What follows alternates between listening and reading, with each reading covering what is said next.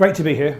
Very privileged to share some ideas with you. I'm going to give you the top slice of about 20 years' work as a committed philosopher, thinker, and I spent 16 years as an entrepreneur, set my first company when I was 24 in London after reading the Clue Train Manifesto and realizing that all markets are conversations, they're not full of consumers, and that created a whole wave of innovation for me. This is part talk, part experience, and it's based around the book I've just published, which you've got a copy of, which is great. And it's about how to have and sustain breakthroughs in yourself, your life, but also in your enterprise, and hopefully inspiring to look at how to break through problems in the world. Really connecting my change as an individual with the changes we want to see out there in the world. I'll give you a bit more about my life and my background as we go along. But as your Googlers, super smart, I'm going to give you a little question, a challenge. So put your hand up when you have solved this anagram.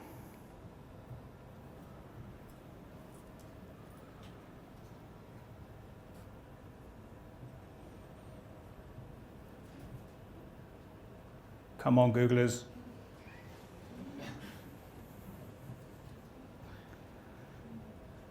Okay, we got one.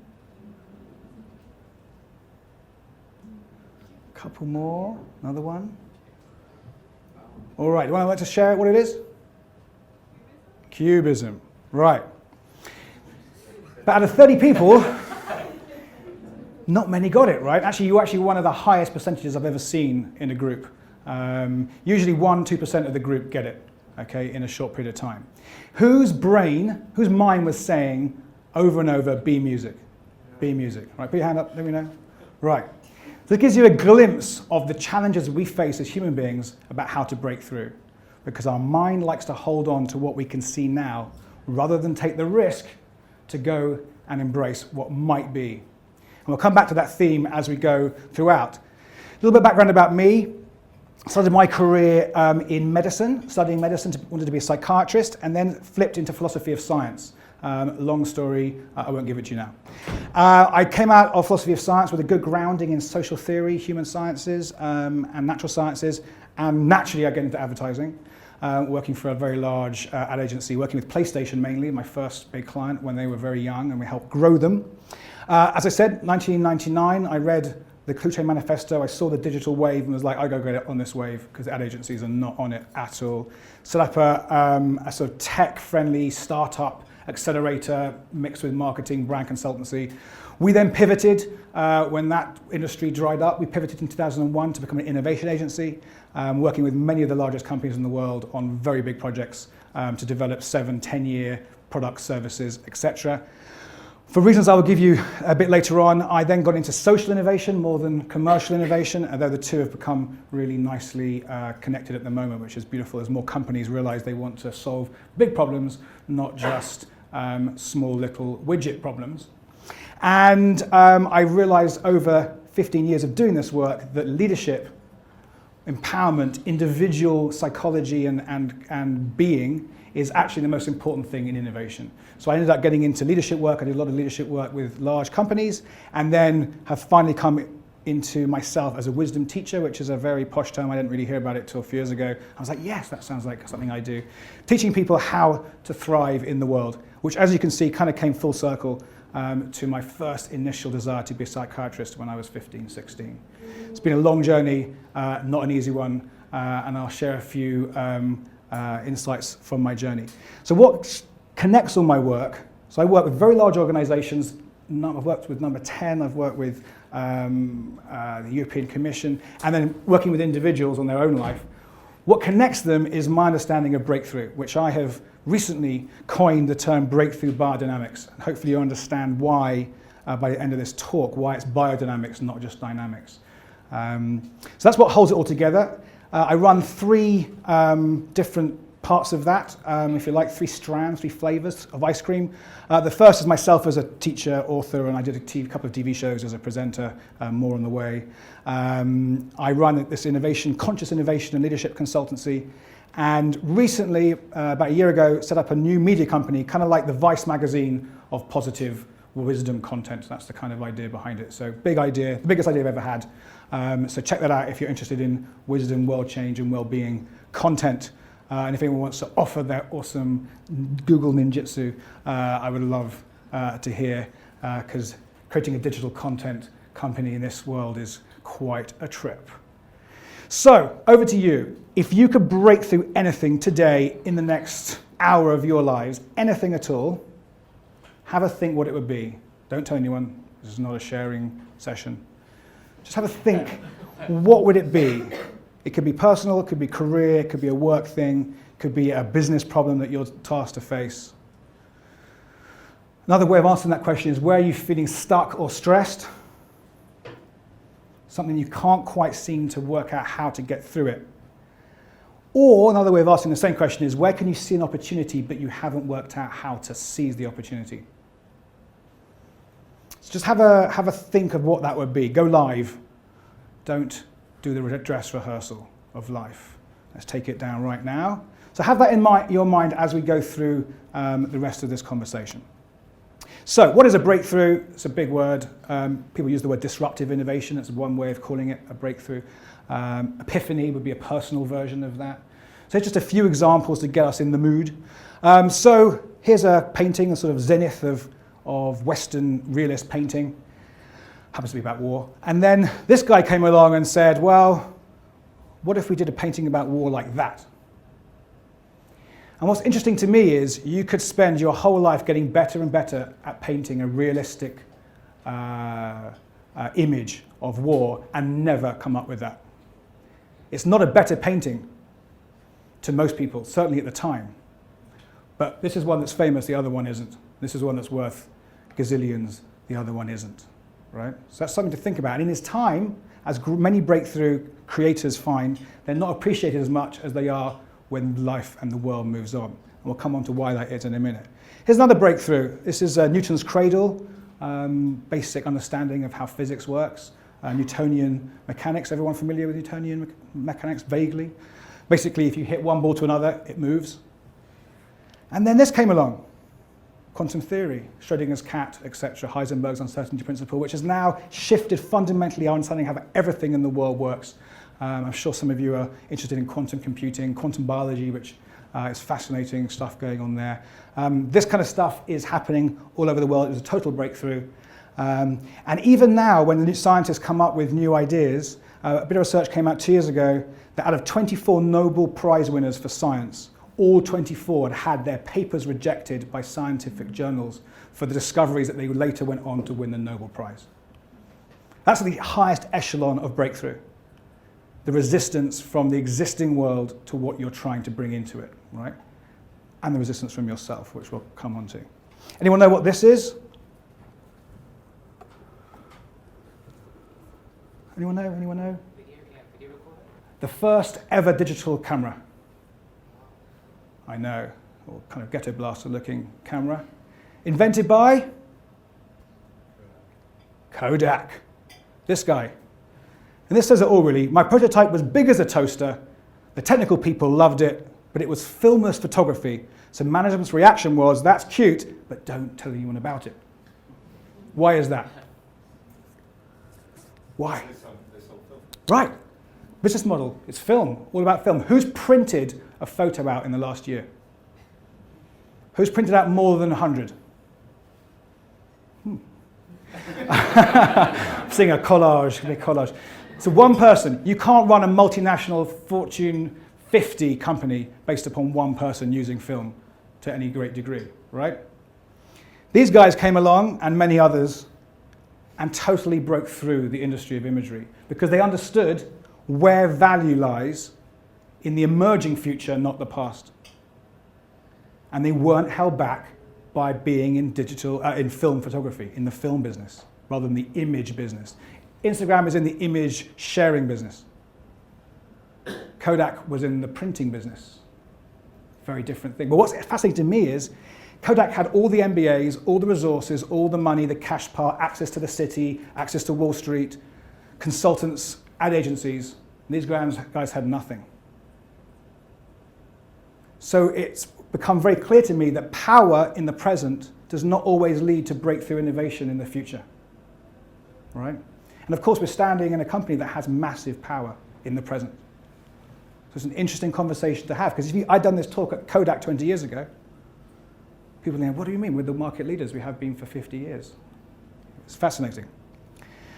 Another example of this, Hilton, world's largest hotel group, Airbnb, could have been started by Hilton, easily. And look at this, though. Look at the market cap. This is a few months ago. It's actually now even closer to Hilton. But what really interests me is this. 300,000 employees versus 600 employees. And nothing stopped Hilton creating Airbnb.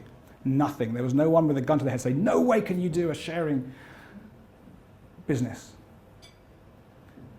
So why is this happening? Why are breakthroughs not coming from companies with all these smarts and all the money? And then how does this play out in the real world of people and human beings? Well, you can imagine going to prison as being quite a challenging experience. This guy, famously, was there for 27 years and said this about it. If I had not been in prison, I would not have been able to achieve the most difficult task in life, and that is changing yourself. And he said very clearly he would not have been able to lead South Africa to peace unless he had been in prison. He broke through a problem and turned it into an opportunity, a possibility, inside him. Not immediately, but over time. So the bottom line is change is relentless, we know that. It's happening all the time. But you either fit the world as it changes, or you no longer fit, you have a mismatch between you and the world, right? And that's where things fail, when there's a mismatch. So by understanding how breakthroughs occur, you and me and other people who understand that anatomy can turn any problem into a possibility at will. And that's what I'm about. I'm in the business of helping and empowering and inspiring and guiding people to be able to take any problem, from the loved one dying to an addiction you've got, to a business that's failing or beginning to fade away, brand in a problem or whatever, and understanding what you have to do to be part of the future and not fail because you're stuck in the past. That's my business. So I'm hoping by the end of today you'll have a bit more of an insight into that. So the bottom line about creativity is it's not quite what we think it is. So there's a myth. There's a myth that creativity is linear. What I mean by linear is you start with a problem, and it's a low kind of level of disorder. There's something a bit wrong. It's not quite good enough. You're surviving. It's not quite where you want to be. And you walk along a nice linear line, making it better, bit by bit by bit, and out comes a solution. What does that remind you of? A machine. That's how machines work. You put your foot on the gas pedal of a car, and there is a linear relationship between how much you push and how fast you go. But in life, that's not the case. You can work really hard at a problem. You can go to therapy for 10 years and still not have broken through the problem. Because breakthrough is non-linear. Because we are organisms, not algorithms.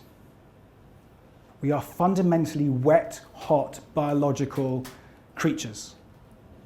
And in fact, if you go into the brain, something astonishing happens when people are being creative. So this is actually research only a couple of years old, 18 months old.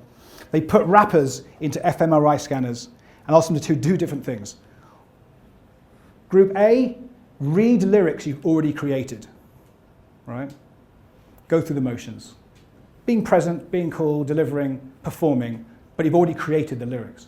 Or freestyle.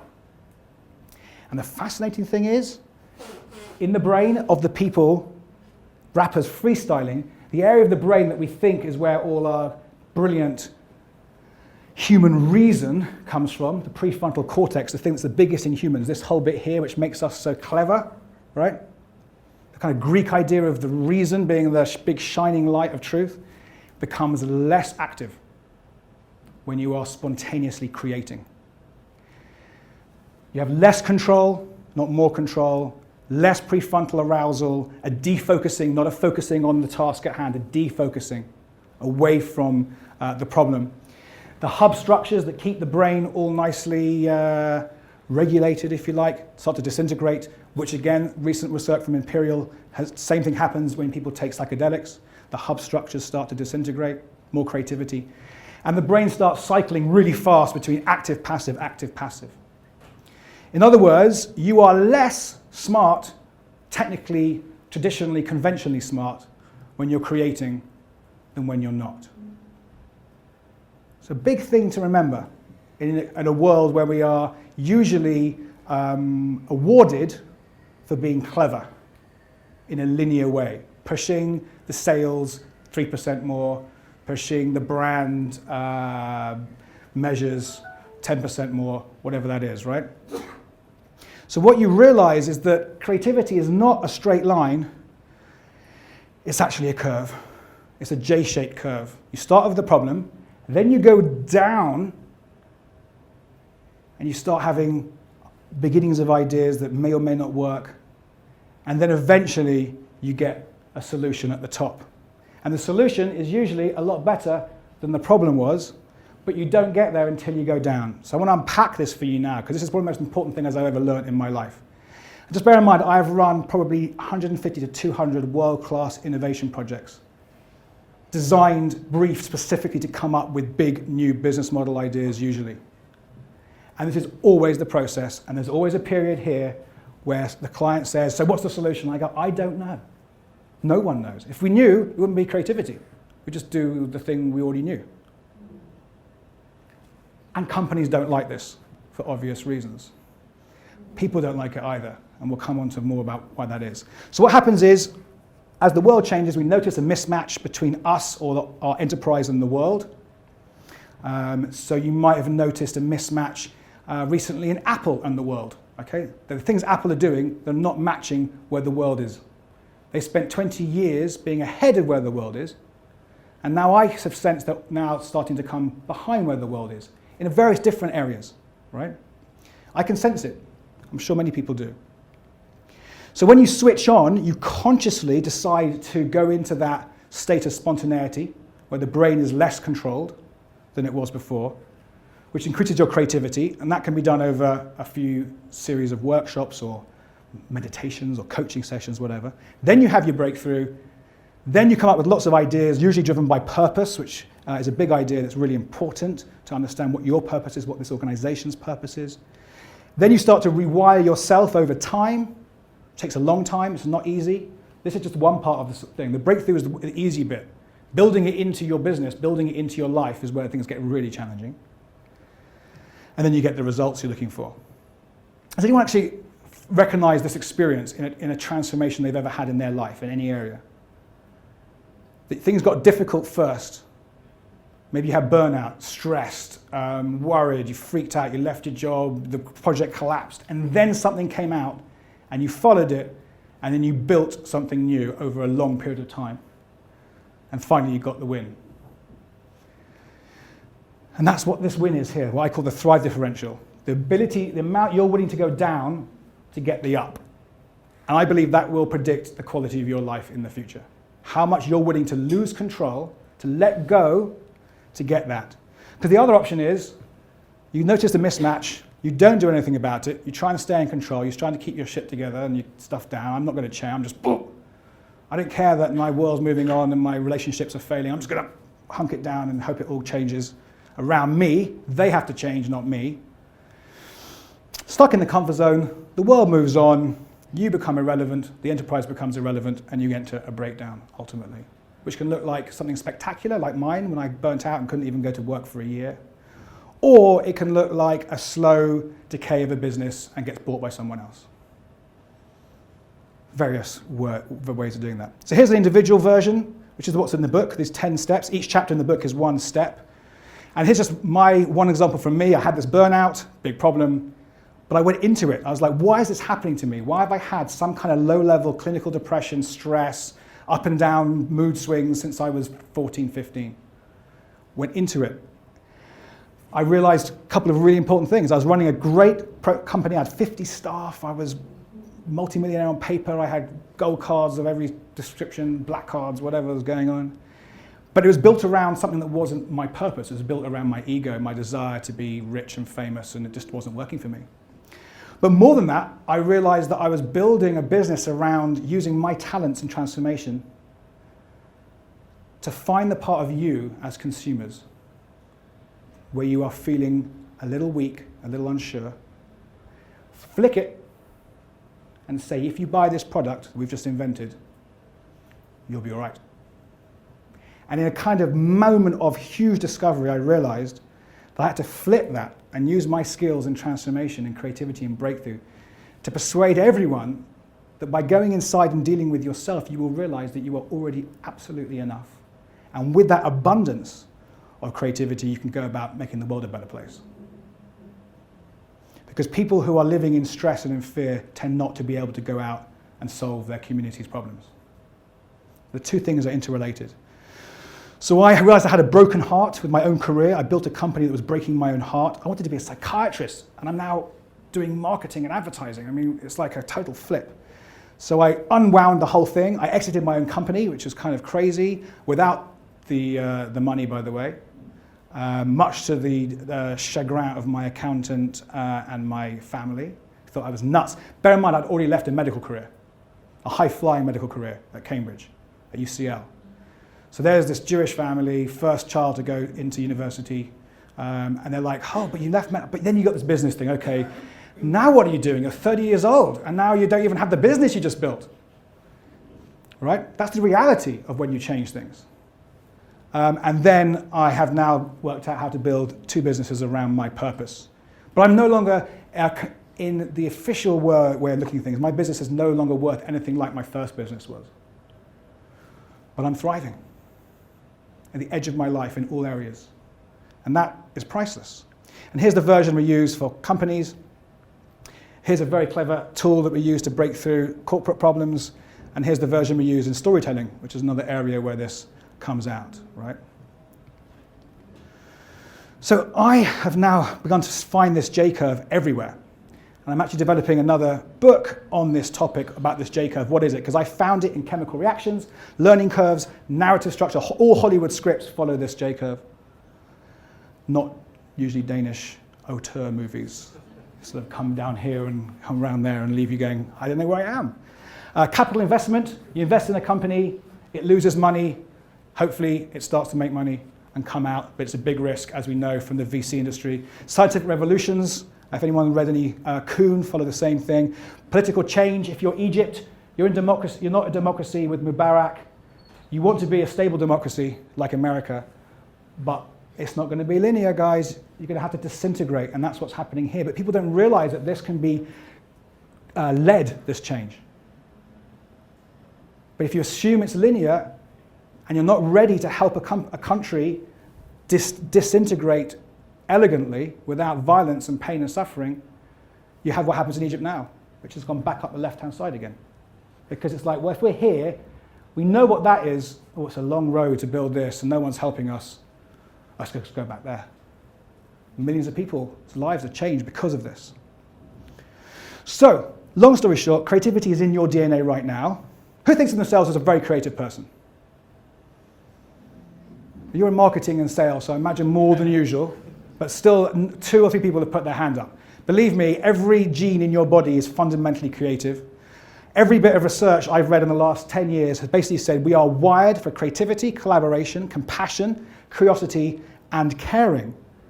Monkeys do it, 2-year-olds do it, but somehow something happens.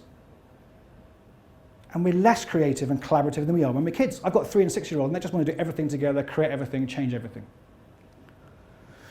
So why do so many of us find it challenging to break through our challenges? Whether that's losing weight, whether that's stopping drinking wine during the week, whether that's leaving a career and starting your own startup. Why do we find it so hard to break through?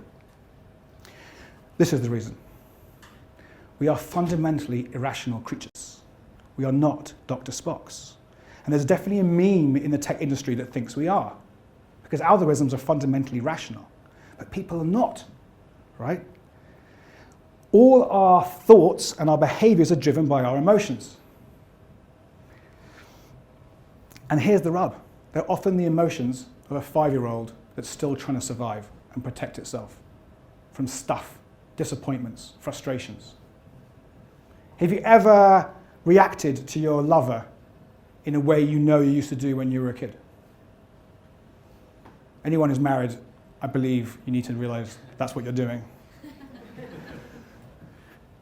It's because you're hanging on to emotions that are no longer really serving you, but they're stuck inside your biology. They're literally wired in after 20 or 30 or 40 years of reacting the same way. And that's what conflict is. Two people acting like the emotions of a 5 or 7 or 12 or 15-year-old. Steven Pinker, great thinker. Emotions are mechanisms that set the brain's highest goals. They probably evolved because they were hard to fake. So if you're like hungry, emotion, need to eat, great. You can't think that through. You need to think that through. Eat, survive, make babies. Because our emotions drive us to the 3 Fs, feed, forage, and fornicate, right? And then we start having habits. Well, those berries killed my uncle. Don't want to have those berries. Brilliant. I've learned something brilliant. Wonderful. But then presented with a strawberry, I may never taste the juiciness and delight of a strawberry. And then when we're scared, we do one of these 3 things. We fight, we flight, or we freeze when it's really bad. Play dead. Hope whatever it is goes away, right? Who can recognize themselves as predominantly, when they're reactive, when they're angry, a fighter? Put your hands up. You get angry. And who recognizes themselves as a shut down, don't talk to me, I'm out, close the door. I'm not going to talk to you for 5 days because you upset me, right? Call them innies and outies, fighters and flighters. And everyone has one or the other, but we all have access to all of these things, all driven by emotions. So we're wired to do both things, but we're conditioned to not start creating things. We would rather be efficient and predictable and hope we survive than take risk and possibly thrive. That is the nature of the conditioned society we live in. And when I mean conditioned, I mean neural conditioning. Repeated ways of behaving. When at school you showed someone an amazing creative idea and they were like, pfft, and you went, don't try that again. That hurt. Right? And that's the basic rub of this work. So switching on, which I'm going to experience in a minute, is a choice to work out how to hack and master this emotional system.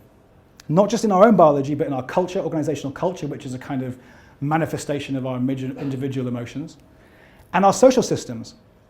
That's the basic rub of all breakthroughs. We have to learn to hack and master this. The good news is, this was actually from an article quoted in Scientific American last month, people who learn to adjust and adapt their biology live longer, are happier, wealthier, better at relationships, more popular and trusted, and less likely to be addicted or arrested. That's what comes from doing the work of understanding your biology. This amazing system that can be selfish and shut down, or it can be creative and collaborative. Your choice. In every moment, your choice, no one else's. So how do we hack this biology? Well, giving you that shortened summary diagram is probably not going to help. So here's one I prepared earlier. I use this with CEOs and street kids. Summary of everything that goes on in every moment of every human being's life. Hands, behaviors, habit. Head, beliefs, thinking. Being, emotions, the heart. Every moment in your life you have a hands, head, heart experience. And these max up in organizations to processes and systems, ideas, models, plans, and culture, purpose, brand down here. And most CEOs know that this is what guides the ship. Purpose is the top 3 focus of CEOs according to IBM's World Survey. Big talk. So reacting to life is kind of what's going on. Change triggers fear, or if someone's in your face, triggers trauma, sense of lack, disappointment, frustration. The stress response cascades down, all this adrenaline and cortisol. Cortisol kills us, by the way, if it's too much of it over time, inflammation and stuff. You get tunnel vision, tunnel memory. You can only remember the time where you made a total fool of yourself speaking in public. You can't remember the 5 times you had a great response. And you can't think openly. Your mind is like this. Who's been in a workshop where they've seen someone go into that place? And they're in stress, they're in tunnel vision, tunnel memory. There's no point, there's nothing you can do right now with them until you calm them down out of stress. You then react with predictable habits, stored in the basal ganglia, ready for being really easy, efficient way of dealing with the world. You turn off new ideas, you turn off new people.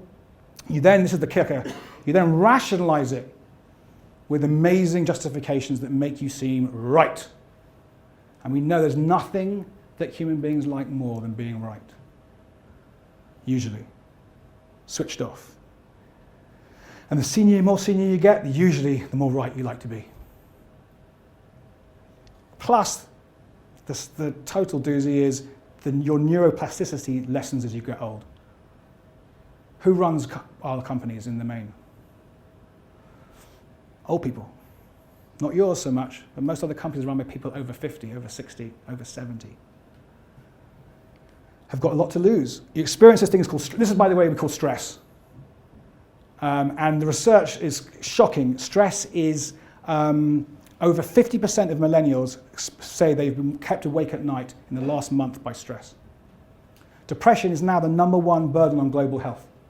#1, bigger than obesity and cancer, according to the World Health Organization. And suicide kills more men between 15 and 25 in America than anything else. More than road traffic accidents. Someone said to me recently, a scientist, stress is the black plague of the 21st century. It's killing us all. It's important stuff. So let's go live. I'm going to give out a little tool. If you can pass them out, Michael, that would be great. So what I want you to do is, remember that problem you wanted to break through? If you can just put some at the end of each row, people can pass it down. On the left-hand side of your card, I want you to write down how you behave around this problem, your hands, how you think about this problem, and how you feel about this problem. Okay? So just a minute on this.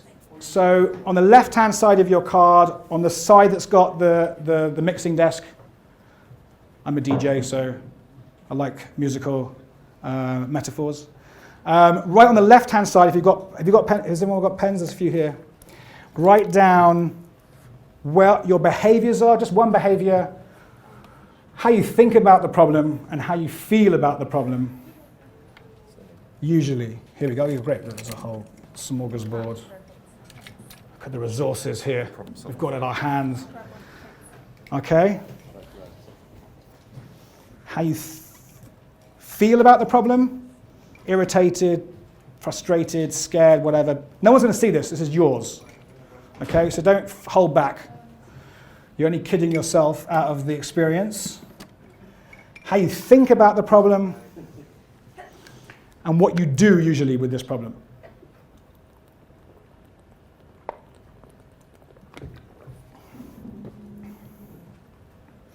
Pen. Yeah, use a big one there. Great. Try and be as accurate as you can. The more awareness you have over your biological patterns and habits, the more you can break through them. It's very hard to break through something you can't see or not aware of. / probably impossible.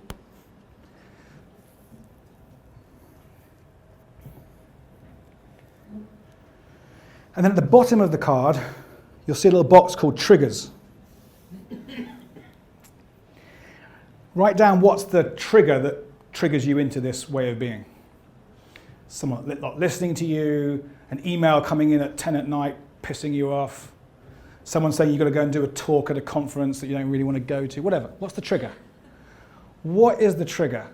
And there's probably many, but see if you can identify one which gets you into this place.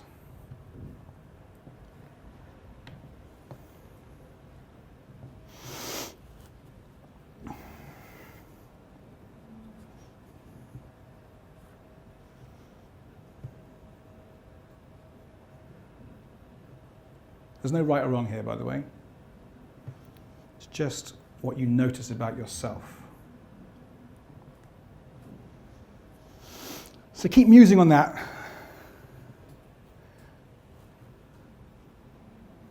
Try and get one for each dial. Let's call them a dial.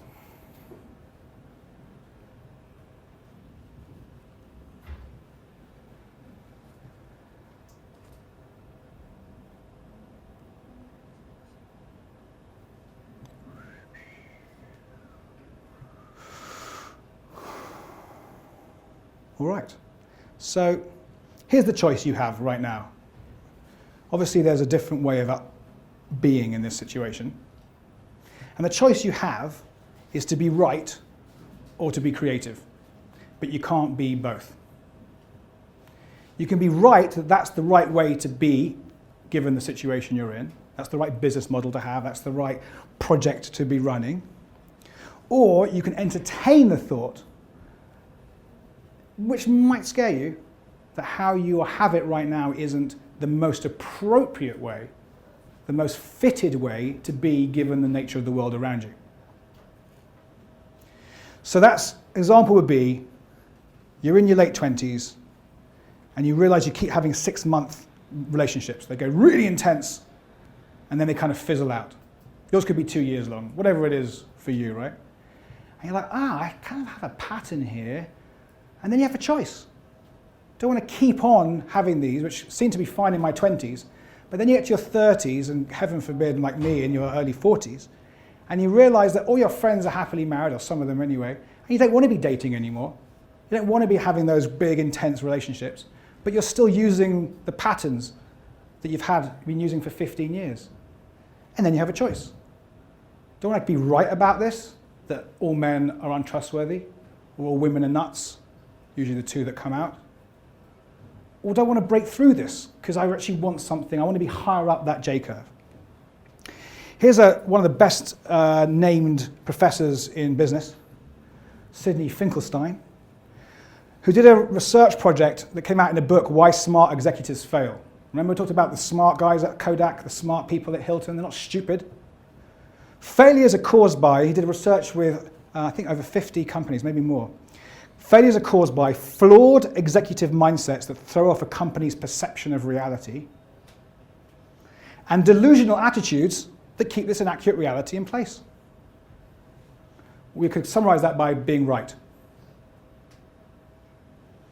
I did a workshop recently with a very large company in Silicon Valley, and we went through all the chat about breakthrough innovation. It's not going to be easy, it's not going to be pretty a lot of the time, but we're going to get out some big stuff. And the most senior guy who ran the business unit, top 5 in the company, came into the workshop and was right about everything. You could see the lights on in the senior execs, it was SVPs I was working with. The lights on, oh, here we are, I've been thinking about this for 5 years, I'm now getting finally to transform something. We had like 15 potentially massive ideas coming out, very early stage. The light just went out. They're like, I can't bring this creativity to this place. I can't bring my full self, my full passion to this place. Heartbreaking for me to see. So while assumption is the mother of all mistakes, insight is the mother of all magnificence. And as people who work in marketing, you know that. Without an insight, you haven't got a product that's going to work or a campaign that's going to work. And often people masquerade flawed thinking as insight. But we all have assumptions. This is my son cooking a soup, and we're chopping all the veg. And I turned around to go to the fridge to get something, and I came back and he put all the peelings of the veg in the soup. And what do you think I said? No! That's not how he makes soup. And being someone who teaches this stuff, I was like, hold on a minute, I'm doing that's not how we do things around here sentence. And lo and behold, that evening, I found a recipe for vegetable peel soup. But think how many times you shut yourself down and other people down because you know the right way to do things around here. The right way to do a brief, the right way to do marketing, the right way to create an algorithm. Management's about being right. Management was born mainly in the 20s, 30s, professional management. Alfred Sloan, CEO of GM, Sloan School of Management, you may have heard of, who basically realized that to create efficiency, we need people to do the same thing, the right thing, over and over and over again. I don't want you to be creative, you workers. Just stamp the metal in this way, exactly in this way, and we'll be efficient. But we live in an age of constant change, when no one has the right answer for very long. No one, not even Google's algorithm, has the right answer forever, I predict. So the question is, can you break through yourself at your most successful moments? Like I did with my business. When I left my own business at the peak, we'd just done 6 or 7 years. I was just getting people to call us rather than us calling them, which is, in a consultant's life, is like the holy grail. Like, we're in demand. We don't have to go and do new business anymore. How awesome is that? And I left because I knew it wasn't right. So let's go live again. And we're going to switch it on and shift you from the left-hand side to the right-hand side. And the way to do this, as you know about emotions driving the whole ship, we can't start with behaviors, we have to start with emotions. You say to yourself over and over again, I'm going to not eat the cookies anymore. And that night, the ice cream comes out the freezer. Or I'm not going to drink anymore, and then you're at a festival, oh, go on then, have a pint. Familiar feeling, anyone? You have to get down to the emotional level. So we're going to reconnect the heart, then you can start with rewiring the brain, and then you can get busy in the world, remixing the world. So if you entertain this notion, we're going to do a little mindfulness exercise. Put everything down, including your cards. You don't need them right now. You can write what you come up with in a minute. It's kind of visualization rather than a pure meditation. Let's try and get some ideas out for you. So assume a position of some kind of dignity, whatever that means to you. No judgment. And just take a couple of breaths. Just to be here now. Notice the sounds in the room. Let them come to you. Notice any physical feelings in your body. And then bring this problem that you want to break through. The juicier, the better. It could be a new one, not even the one you've been working on. Like, if you broke through this, your life would never be the same again. Bring that problem into your mind right now. Just notice what you want to do with it with your hands, this meaty, juicy problem. And then what you say about it. And those sayings usually come down to, you're wrong or the world's wrong. I'm wrong, something wrong about me, or there's something wrong with the world. And then feel the emotional stuff. Feel where your gut's at. Feel where your lungs are at. Feel your heart rate. Feel whether you want to breathe big, open, or kind of short and tense. So as you have that problem in your biology right now, conscious and aware of it, I want you to imagine all the human beings right now in the world who are dealing with gnarly problems, many of them probably more grave or challenging than our own. And think about how many people are coming into the world, whether they've been abused or refugees or all the people suicidal at some point, but they've managed to find a way to come back with creativity, with compassion, with leadership. Imagine millions of people there are like us. And imagine how many millions have been able to do this since the beginning of time. To bring something more back, to expand their heart, and to bring more love and passion and compassion and caring with their children, other people's children. We all have access to that power to make a difference. Just feel them now in you and you in them. And now notice how your heart feels about your challenge.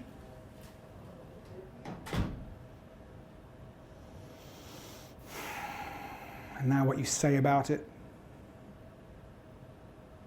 Any ideas that come to mind, why it might be happening, what you can do, any insight, how to break through it. If I was like this, if I shifted my thinking a little bit to here, if I got into the world of the other people who I'm dealing with, maybe they're thinking this.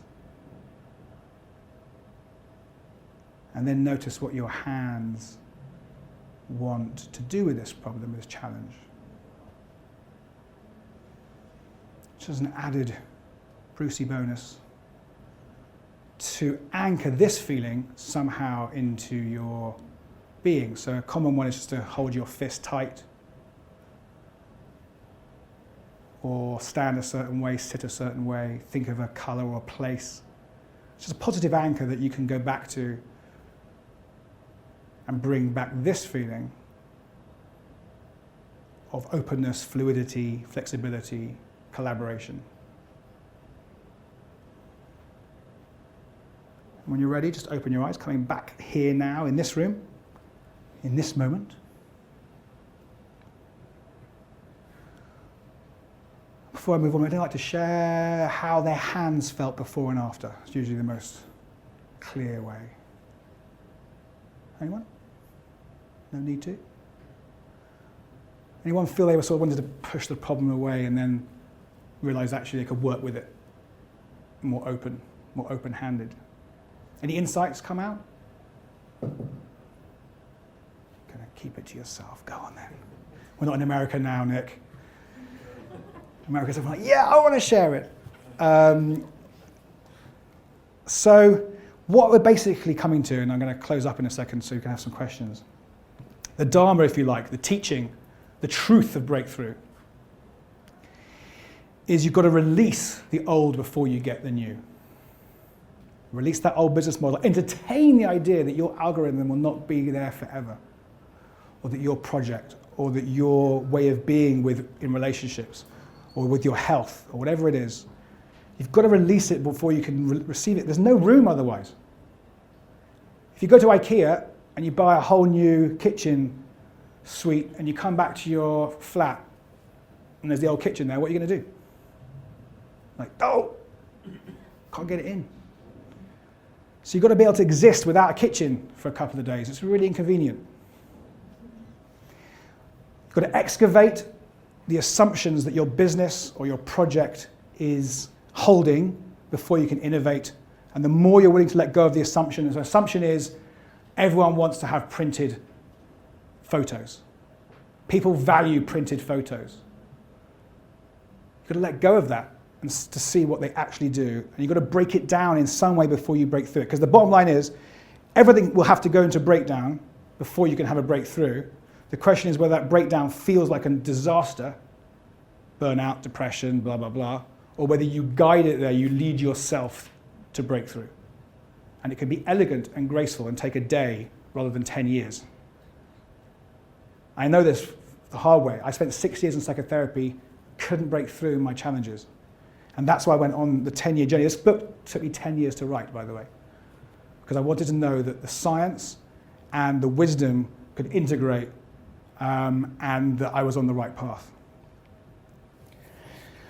Most famous and successful film of all time, series. And what's the basic teaching of Lord of the Rings? Is it to go and get a fortune? What is the whole thing about? Collaboration to get rid of the ring. We don't want the ring of power, the ring of rightness, the ring of control, because the world will only work when we get rid of the ring. Because as soon as you have the power, you start becoming a bit like him. So the bottom line is, the more you can anticipate a mismatch between yourself and the environment, feeling stressed, drinking more than you used to, relationships not working, can't connect with your kids, whatever, the more you can notice that there's a mismatch, something's not fitting, the more you can break through. Consciously look at releasing your old beliefs and habits before you break down, and proactively ride this curve. Because you're all on a curve in every area of your life. Most people just don't know it yet. So I told you there were hacks. This is about hacking your biology. You've got the capacity to do this. Every human being has. There's nothing you need more than what you've got inside you. But there are no shortcuts. This is not, I'm not the kind of guy who sells you, come to me and there's a 5-minute fix and everything's going to be brilliant. The breakthroughs can happen quickly, but sustaining the breakthroughs, when everyone around you is like going, no, but you love drinking. Oh, but you're the person who's like, you're the big drinker of all of us. Come on, let's go out. Or you come back from a conference and you're like, we've got to do a project in this, and everyone's like, that's rubbish, ridiculous, never going to happen.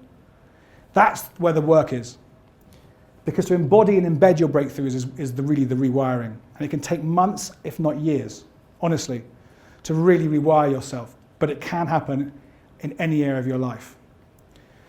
So on the back of your card, there are a few things that I've developed to make this. I don't do coaching anymore one-on-one, or very rarely, and usually only with social entrepreneurs. I've spent 7 years developing a DIY coaching kit. It's peer-to-peer. It's like the Airbnb of coaching. You coach a friend or a colleague, 10 sessions of coaching for like 100th of the price. 21-day video challenge, just launching that at the moment. 21 of those sort of little exercises, visualizations, 7 minutes a day.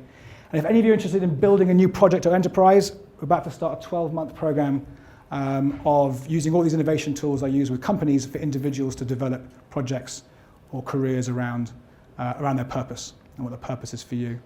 And of course, I do teamwork and organizational stuff if anyone's interested in that. So summary quote.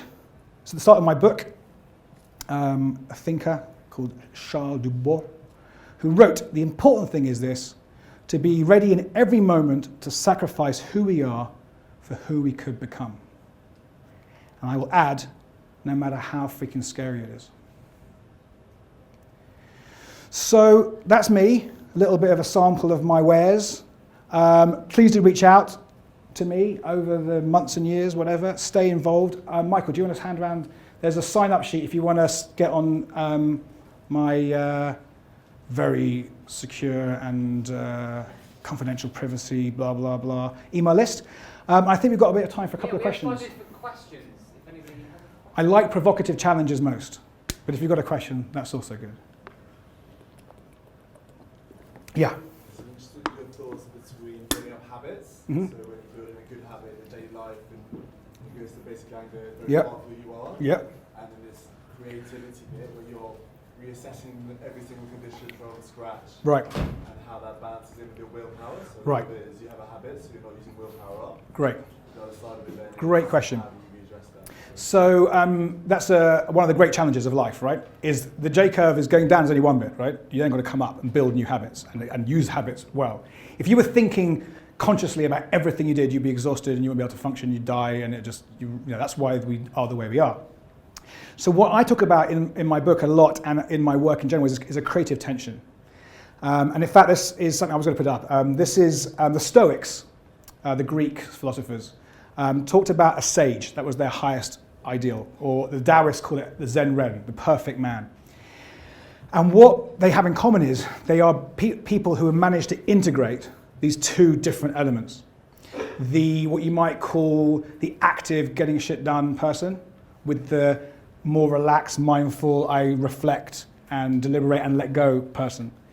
And so my work is really about, but the thing is we're usually better at doing one. Most people in this industry world are better at getting shit done stuff, because that's what gets the moolah, right? So I focus more my work on building people to be able to let go and to be mindful. I use actually the word heartful more than mindful, because you've got to get into the heart, otherwise it's just all up here. It's about learning how to be able to go back and forth. Anyone heard of Heraclitus? One of the earliest Greek philosophers ever. He had always got some fragments. And one of his biggest thoughts is that people think these are opposites, but they're actually the string pulled across like a guitar string, or he calls it a lyre, because that's what they had. And that's our life, is this creative tension between, we want to do stuff. I'm an entrepreneur, right? I exist. I survive because I get stuff done more than other people, quicker, hopefully smarter, hopefully better, but not always, right? But my 2 kids are reliant on me getting stuff done, not just sitting there in a monastery going, isn't life beautiful, right? But at the same time, if I'm only getting shit done, I'm not reflecting, I'm not discerning my purpose, I'm noticing where I'm no longer happy doing things or things aren't right for me. And that's when I'll start entering into stress. I won't know it probably for 6 months, a year, 2 years. I'll be like, wow, I'm drinking wine every night again. Something's probably there, right? So that's the work, right? The work of this work is being able to go, you know what, this is now a creative brainstorm breakthrough workshop. Permission for 2 days to think any thought. No thought is right, no thought is wrong. We're going to get through all our assumptions and actually get to the very basic bottom of this industry. But then this workshop is a get stuff done workshop. Now, you can still question and hold up some, thoughts and whatever about it, but we're not really here to question anymore. We'll come back to that again. And be able to do that in yourself, in moments, in and out, in and out, in and out, is where the great life is. Eudaimonia, thriving. Being able to flip between active and passive. Habits, building my habits, and then being spontaneous, able to go, you know what? Let's not go on this holiday today. Let's go camping instead. And your kid's like, yeah, because you felt it. Has anyone seen the film Selma? Selma, about Martin Luther King? So the whole film was about the confrontation between the Southern police and whatever, and then the people who were civil rights movement. This is where the whole thing changed in America. And so Martin Luther King has been walking on this bridge, and they've been shot at and beaten up and whatever. And then he puts a call out to other people around the country to come. So they all come to Selma. A few weeks after this, Lyndon Baines, LBJ, created the Civil Rights Act. So this is the turning point. And they're all about to go and confront the police. And instead, he pulls them all down, taps into his intuition and goes, no, and gets everyone to go. And next scene in the film is a guy going, but everyone wanted to parade me. Oh, yeah. He goes, he tapped in to his intuition. He let go of the plan in order to do what he realized was right in that moment. And the higher up you get in an organization, the more you have to trust that thing, because there's no perfect data for the future. And I call it intuition, but people call it different things. One question? One more question? Brilliant. Well, we're gonna I'll be here for half an hour if anyone wants to. Yeah, we're going to go for lunch. If anyone wants to come for lunch, otherwise we'll leave there for 1:30 to discuss. So thank you very much, Nick. Thank you very much.